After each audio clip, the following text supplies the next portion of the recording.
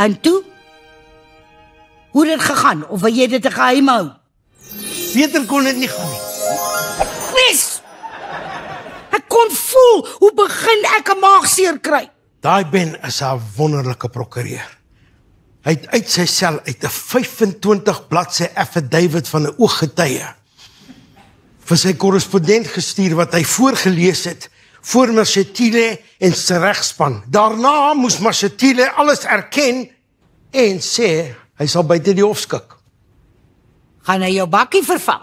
Met 'n splinternuwe een, dieselfde merk as voorheen, binne 7 dae en al my regskoste betaal. Ag, kan nie vir jou sê hoe bly ek is nie. Ag maar, hy arme pikkie. Ek hoop nie hy gaan afgedank word nie. Ek het niks van Pikkie gesê nie.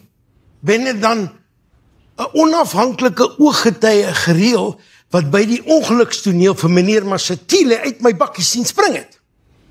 Wat 'n ooggetuie? Nou, hy was daar by die prokureurs. Hy was so oortuigend, selfs ek het hom geglo. Wag. Hy het vir my sy kaartjie gegee. Daar sê Tony Tyson, professional eyewitness.